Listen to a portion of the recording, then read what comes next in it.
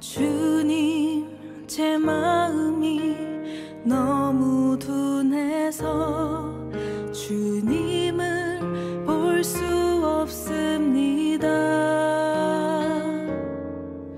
이 땅에 속하여 이 땅만 보다가 주님 손을 놓쳤습니다. 나는 나그네로 왔는데 왜 주저앉게 되었나. 나는 청지기인데 언제부터 내 삶의 주인이 되어버렸나.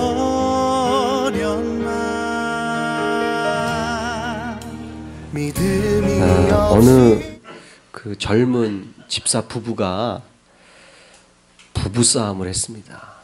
부부싸움을 했는데 저녁 먹을 시간이에요. 너무 부인이 화가 나가지고 밥도 안 하고 건너방으로 가서 문을 확 잠가버렸어요.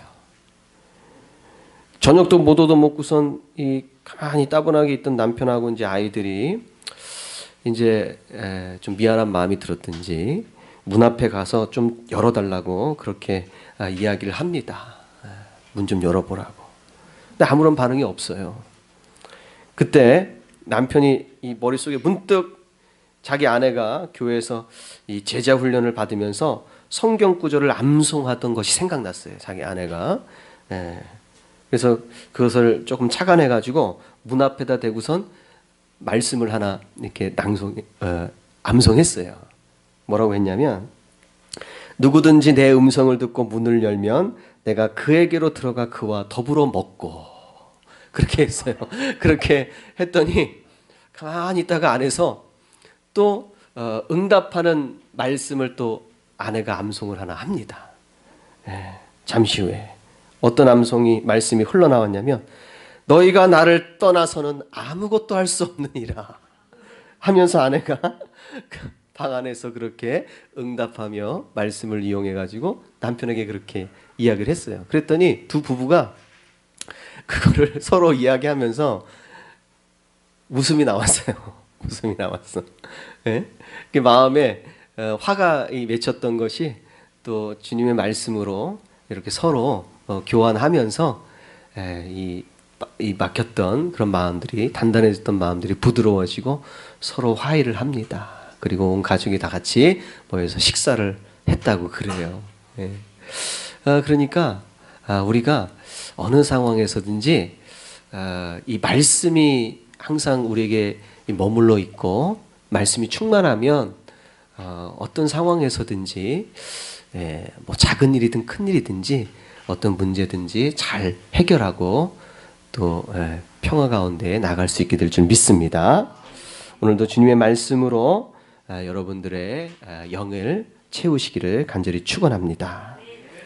고린도전서 말씀을 읽었는데 고린도전서 1장 18절에 보면은 십자가의 도라는 그런 말씀이 나와요. 십자가의 도. 이 말씀은 사람에게 구원을 이루게 하는 진리죠. 십자가의 도. 사람들의 구원을 이루게 하는 그 진리를 십자가의 도라고 이야기합니다. 십자가의 도, 십자가의 이치 이렇게 이야기하면 마치 무슨 고상한 지식이나 지혜를 꼭 이야기하는 것 같아요. 어떤 철학이 있는 것 같고 어떤 사상이 있는 것 같아요. 그런데요, 사실은 그런 게 아니에요. 십자가의 도는 어떤 철학이나 사상이나 고상한 지식이나 지혜가 아니라 십자가의 도는 그냥 실제로 있었던 사실입니다. 실제로 일어났던 사건이에요. 그런데 사람들은 그 십자가의 도에다가요, 자기의 철학, 또 조금이라도 더 진보하게 보이려고, 고상하게 보이려고 자신의 지식과 지혜를 더할 때가 많습니다. 그렇게 하면 귀로 듣기에는 화려하고 또 때로는 듣는 사람이 탄성을 자아낼 수도 있어요. 조금 더 복음을 더 포장해서 더 뭔가 무슨 불교의 경전이나 무슨 다른 유교의 그런 도나 이런 것들과 같이 아주 고상하게 이야기할 수도 있겠습니다. 그러면 뭐 사람들이 야, 뭐 이렇게 얘기할 수도 있겠죠.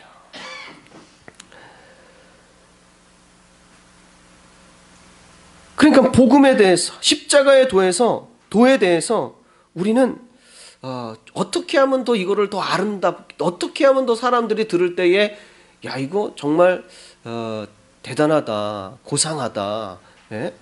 이런 어떤 느낌을 받을 수 있게 할까, 그런 생각에 빠질 때가 있어요. 이 고린도 교회 성도들이 이런 유혹에 빠졌어요. 고린도 교회 성도들이.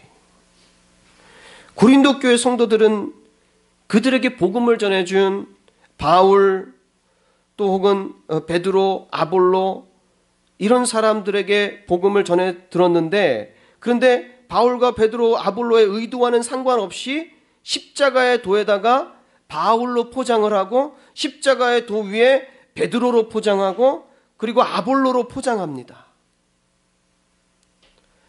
이들은 모두 그냥 같은 복음을 전했을 뿐이에요. 사실과 사건을 이야기했을 뿐인데, 그럼에도 불구하고 사람들은 오히려 복음을 각각 다른 것으로 만들어 버렸어요. 그러면서 자신들이 전해들은 복음이 더 우월하다, 바울의 복음이 더 우월하다, 아니 아볼로의 복음이 더 우월하다, 그러면서 서로 다투는 거예요. 서로 다 싸워요. 성경은 복음이라는 십자가의 도가 아무리 단순하고 미련하고 어리석게 보일지라도 다른 것으로 절대 포장하지 말라고 합니다. 그것이 오늘 말씀과 또 고린도전서 1장 11절 이하의 어떤 이 골자가 되는 그런 말씀이에요. 십자가의 도에 사람들은 미련하다고 얘기하고 어리석다고 얘기하고 그게 무슨 진리야? 예? 이해되지 않고 논리적이지 않고 철학적이지 않고 그러니 미련해 보여요. 그렇다 할지라도 다른 것으로 포장하지 말라고 이야기합니다. 십자가의 도를 오늘 말씀에서 보자면 교회의 터라는 말하고 이렇게 좀 유사하다고 할 수 있어요. 교회의 터 아니면 같다고 할 수 있죠. 십자가의 도, 교회의 터. 내게 주신 하나님의 은혜를 따라 내가 지혜로운 건축자와 같이 터를 닦아두매 다른 이가 그 위에 세우나 그러나 각각 어떻게 그 위에 세우기를 조심할지니라. 이 닦아둔 것 외에 능히 다른 터를 닦아둘 자가 없으니 이 터는 곧 예수 그리스도라. 이 터는 곧 예수 그리스도라. 이렇게 얘기합니다. 교회에 있어서 가장 중요한 것은 바로 이 터입니다. 가장 중요한 것, 터, 이 터예요. 왜 그러냐면 이 터는 구원과 직접적으로 관련되어 있기 때문에 그래요. 구원과 가장 아주 깊이 관련되어 있기 때문입니다. 고린도전서 우리 읽은 본문의 말씀 3장 15절의 말씀을 보면 누구든지 공력이 불타면 해를 받으리니 그러나 자기는 구원을 얻되 불 가운데서 얻은 것 같으리라. 이렇게 말씀하고 있어요. 누구든지 공력이 불타면 해를 받으리니 그러나 자기는 구원을 받되 불 가운데서 얻은 것 같으리라. 구원을 받는데 불 가운데서 받는 사람이 있다는 거예요. 이 칭찬하는 말이 아니에요. 책망하는 말이죠. 아무런 상 없이 구원만 받는 사람을 이야기합니다. 그가 구원받은 이유는 뭡니까?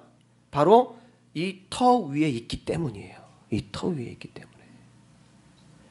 공력, 불에 의해서 자기가 세운 공력들이 다 불타 없었는데도 불구하고 불 가운데서 구원을 받았어요. 그 터 위에 있기 때문에. 그래서 정말 이 교회에 있어서 가장 중요한 것은 터입니다. 터. 교회의 터. 뭐 건축할 때도 보면은 터가 굉장히 중요하잖아요. 기초가 중요하고. 마찬가지예요. 예수 그리스도라는 터 위에 든든하게 세워져야 되는 것이 교회인 줄 믿습니다. 구원의 은혜를 받으려면 바로 교회의 터가 가장 중요한 것입니다. 사실 모든 것 중에서 제일 중요한 것이지요. 베드로는요, 예수님이 누구인가라는 질문을 받았을 때 주는 그리스도시요 살아계신 하나님의 아들이시니이다 하고 이렇게 대답했어요. 그때 예수님이 베드로에게 뭐라고 말씀하시냐면, 너는 베드로라, 내가 이 반석 위에 내 교회를 세우리라. 반석이란 무엇입니까? 이 반석 위에 내가 교회를 세우겠다. 반석이란 무엇입니까? 바로 교회의 터입니다. 교회의 터이고, 또 베드로가 고백한 것처럼 예수 그리스도에 대한 믿음의 고백이 반석이고 교회의 터인 줄 믿습니다. 그래서 여러분들은 항상 예수 그리스도에 대한 믿음이 확실해야 돼요. 확실해야 돼요. 예수님을 믿으면 나는 어떻게 되는가 확실해야 돼요. 그게 터입니다. 반석이고. 모든 이단들은 바로 이 예수 그리스도라는 터 위에 세워지지 않았어요.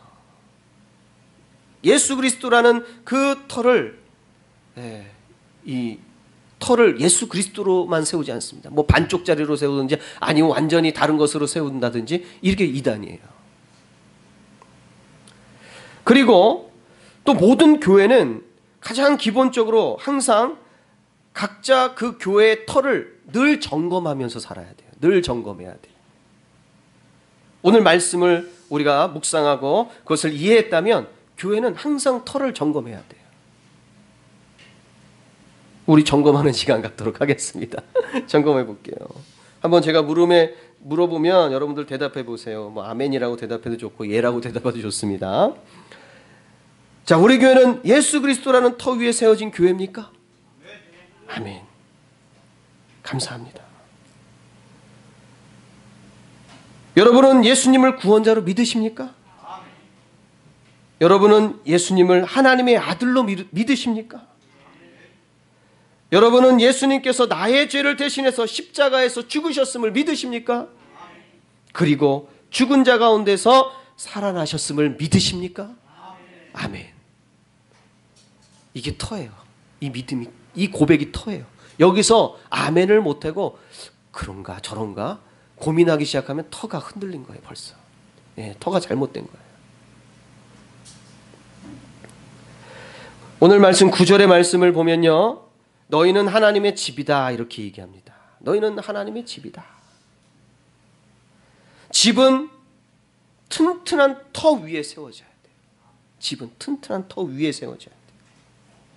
마태복음 7장 21절 이하의 말씀을 보면 반석 위에 집을 지은 지혜로운 사람과 모래 위에 집을 지은 어리석은 사람 이야기가 나오거든요.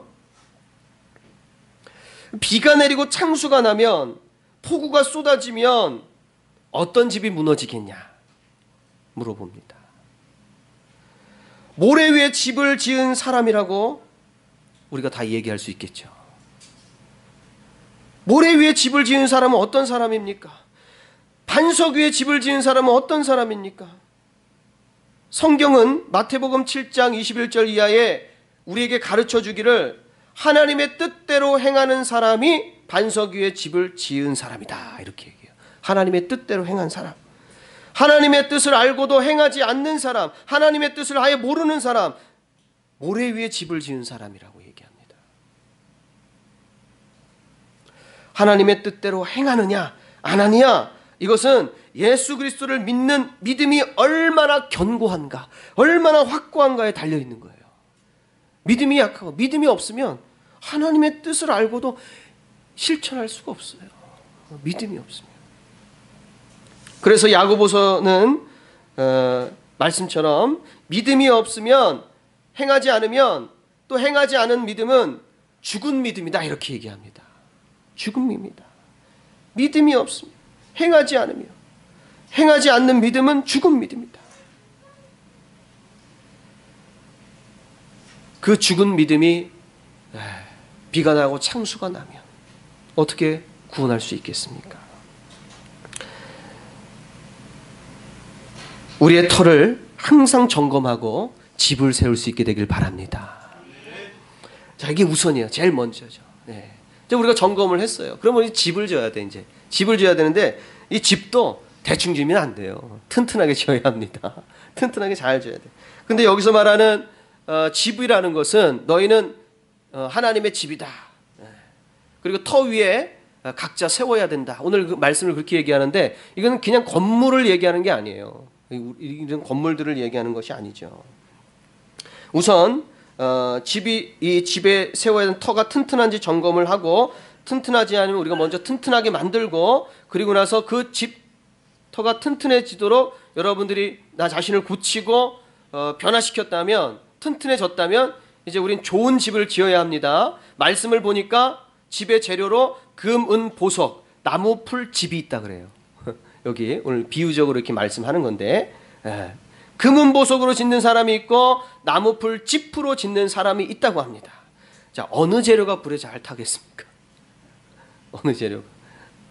나무, 풀, 짚으로 지은 게 당연히 잘 타겠죠, 그죠? 네. 이 말씀을 읽다 보니까 제가 그 어린이들 동화가 생각이 나요. 어린이 동화가. 여러분들 잘 알겠지만 돼지 삼형제 얘기 알죠? 늑대 이게 집을 짓는데 돼지는 짚으로 짓고 둘째는 나무로 짓고 셋째는 벽돌로 짓습니다. 늑대가 나타나서 첫째와 둘째 집은 강한 바람으로 무너뜨립니다. 근데 셋째의 집은 무너지지 않아요. 튼튼하게 세워서. 동화의 이야기는 늑대의 입이 그 바람이 집의 튼튼함을 시험하죠. 집의 튼튼함을 시험합니다. 그럼 오늘 우리가 읽은 이 말씀은 말씀 가운데서 우리의 집을 시험하는 것은 뭐냐면 불이라고 합니다. 불로 시험한다. 불은 많은 것을 집어삼킬 거예요. 태워버립니다. 그러나 그 속에서도 타지 않고 그대로 남아있는 것이 있다고 얘기해요. 타지 않는 것. 바로 그 남은 것이 불 가운데서 타지 않고 그 공력이 남아있는 것이 하나님께서 인정하는 진짜 공력이에요. 진짜 공적이 됩니다. 그것이 금은 보석, 금은 성경은 대체적으로요. 이 금이나 은이나 이런 말씀이 나오면 거짓 없는 순수함, 깨끗함 이런 것들을 상징할 때 사용하는 단어들입니다. 변치 않는 영원함을 상징할 때 쓰는 말들이에요. 욥기의 말씀을 보면 그가 나를 단련하신 후에는 내가 정금같이 나오겠다 이렇게 말씀이 있어요. 정금같이 나오리라. 그가 나를 단련하신 후에 정금같이 나오리라. 금은 금인데 단련이라는 과정을 거친 그런 금 이야기하는 거죠. 단련의 과정은 쉬운 게 아니에요. 아픔이 있을 수 있고 고통이 있을 수 있습니다. 이런 단련을 이겨내는 인내가 정말 순전한 금을 만드는 것이죠. 금은 보석은 바로 이런 인내를 포함한 단어들이에요. 앞에서 말씀드렸지만 마태복음 7장 21절 이하에 반석 위에 집을 튼튼히 짓는 사람의 이야기가 나옵니다. 이 사람은 하나님의 말씀을 듣고 행하는 자라고 했어요. 마찬가지로 오늘의 본문에 나오는 금은 보석은 성도가 늘 하나님의 마음과 뜻을 알고 예수님이 그렇게 하신 것처럼 예수님처럼 아버지의 뜻대로 순종하며 행하는 것을 이야기하는 거예요. 금은 보석. 거기에는 조금의 인간적인 생각, 육적인 생각, 세상적인 사심이 포함돼서는 안 되는 그런 아주 순전한 것을 이야기합니다. 금은 보석. 절대로 거기에는 세상적인 것들이 포함되고 섞여서는 안 됩니다. 혼합되어서는 안 됩니다. 그게 바로 금은 보석으로 집을 짓는 사람이에요. 그러면 나무, 풀, 짚은 무엇입니까? 금방 타버려 없어지는 것들이에요. 영원하지 못한 것을 이야기하는 거죠. 타버려 없어 영원하지 못한 거예요. 육적인 거, 세상적인 거, 거짓된 거, 무미건조한 메마름을 상징하는 것들입니다. 겉모습은 신앙생활이라고 말하지만 그 속에 하나님의 것으로 채워지지 않은 세상의 것, 영원하지 못한 것들, 그런 것들에 늘 관심을 가지는 그런 경우를 이야기합니다.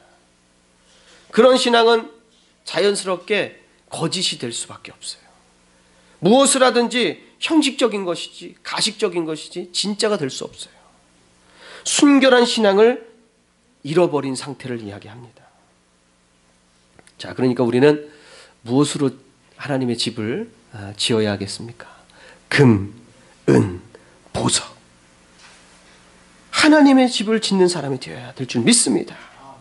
그렇게 되기 위해서 우리가 이런 하나님께서 당신의 집을 세울 때 정말 이런 좋은 재료가 되어야 되는데, 이런 재료가 되기 위해서는 우리가 어떻게 해야 하는 것입니까? 하나님의 뜻대로 행해야 돼요. 하나님의 계명을 지켜야 합니다. 하나님의 뜻대로 행해야지만 좋은 재료가 될 수 있어요. 요한일서 3장 23절의 말씀을 보면 그의 계명은 이것이니 곧 그 아들 예수 그리스도의 이름을 믿고 그가 우리에게 주신 계명대로 서로 사랑하는 것이니라. 계명이 뭐냐? 예수님 잘 믿고 서로 사랑하는 거다. 이렇게 얘기해요. 사랑에는 로마서 12장 9절에 보면 사랑엔 거짓이 없다 그래서 순전한 거야. 순전한 좋은 재료죠. 예수님 잘 믿고 서로 사랑하면 그것처럼 좋은 집의 재료가 또 어디 있겠습니까? 정말 좋은 재료예요. 육신의 생각을 하는 재료, 나무, 풀, 짚이 하나님의 집의 재료가 될 수 없어요. 로마서 8장 7절에 그 이유를 이야기해 주고 있는데, 육신의 생각은 하나님과 원수가 되나니 이는 하나님의 법에 굴복치 아니할 뿐 아니라 할 수도 없습니다. 육신의 생각, 세상적인 것들로 채워져 있으면 좋은 재료가 될 수 없어요. 하나님과 원수가 되는데 하나님의 말씀에 굴복하지 행치 않아요. 결국 마지막 불심판 때에 다 없어질 겁니다. 완전히. 하나님께서는 당신을 의지하고 당신을 믿는 우리 그리스도인들에게 상을 준비해 놓으셨습니다. 상을 준비해 놓으셨어요. 이것은 구원에 관한 상이 아니에요. 구원에 관한 상이 아닙니다. 8절의 말씀을 보면 심는 이와 물 주는 이가 일반이나 각각 자기의 일하는 대로 자기 상을 받으리라 그랬어요. 심는 이와 물 주는 이가 일반이다. 이거 뭐 똑같다는 얘기예요. 심는 역할을 하는 사람이든지 물을 주는 역할을 하는 사람이든지 바울이냐 아볼로냐 베드로냐 역할은 달라도 일반이다. 똑같다는 거예요. 각자 자기의 일하는 대로 자기 상을 받으리라. 일한 대로 받으리라. 똑같아요. 여러분들이 받는 상하고 제가 받는 상하고 제가 목사기 때문에 더 좋은 상 받는 게 아니에요. 여러분들하고 저하고 제가 목사기 때 더 좋은 상 받는 게 아니라 각자의 역할 속에서 일한 대로 받는 거예요. 각자의 역할 속에서. 일한 대로 상을 받아요. 평가는 하나님께서 하십니다. 우린 분명 서로 자기가 일한 대로 상을 받을 것입니다. 구원은 받되 상은 받지 못하는 사람이 있어요. 오늘 말씀에. 구원은 받는데 상 받지 못하는 사람. 14절 15절에 말하고 있죠. 만일 누구든지 그 위에 세운 공력이 그대로 있으면 상을 받고 누구든지 공력이 불타면 해를 받으리니 그러나 자기는 구원을 얻되 불 가운데서 얻은 것 같으리라. 화재 현장을 가보면요, 건물이 불에 탈 때 가까스로 살아남는 사람들이 있어요. 네. 살아남지 못하는 경우도 있죠. 가까스로 살아남는 경우가 있어요. 살아남는 게 목적이죠. 살아남는 게 목적이에요. 마치 이와 같이 구원받는 사람이 있다는 거예요. 상은 고사하고 그저 구원받는 것으로 감사해야 되는 사람. 상은 없어. 불 가운데서 가까스로 구원받는 거예요. 마지막 날에 우리의 공력을 시험할 불은요, 악한 것, 마귀의 것, 거짓된 것 완전히 소멸시키는 심판의 불입니다. 그 불 앞에서 대적할 수 있는 것은 이 세상에 아무것도 없어요. 그 불 속에서 안전하기 위해서는 우리는 좋은 재료로 집을 지어야 돼요. 순전한 믿음의 재료를 가지고 집을 지어야 합니다. 하나님의 뜻대로 행하는 믿음을 가지고 살아야 된다는 얘기예요. 그래야 안전해요. 불 속에서 안전하려면요 어떻게 돼야 되냐면 또 우리가 불이 되면 돼요.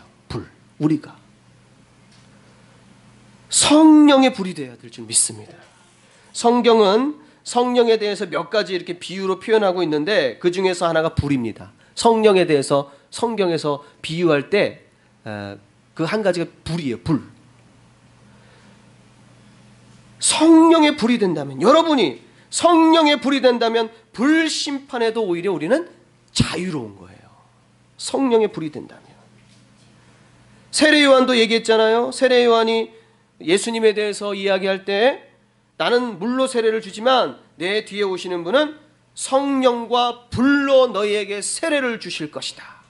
성령과 불로 세례를 받을 것이다.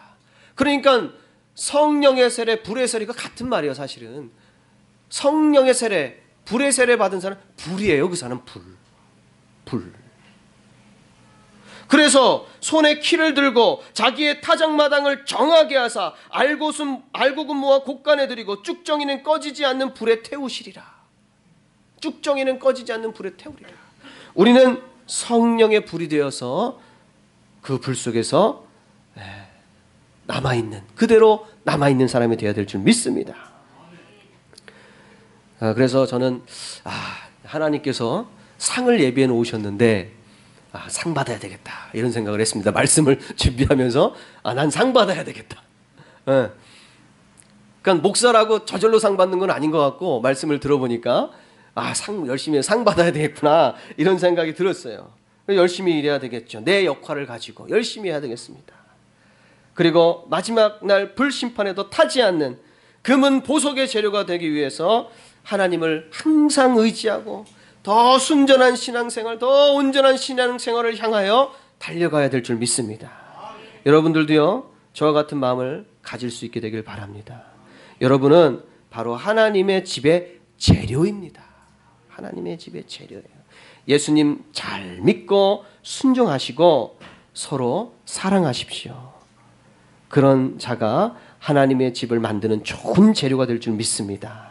여러분의 공력이 불의 시험에도 그대로 남아서 하늘의 큰 상을 받기를 간절히 축원합니다. 기도하시겠습니다. 참으로 좋으신 하나님 아버지, 하나님, 우리가 예수 고된 수고 온전한 믿음의 고백 위에 우리의 신앙의 삶을 세워주시옵소서. 믿음이 없어서 정말로 주님의 무너진 삶의 모든 자리에 다시 주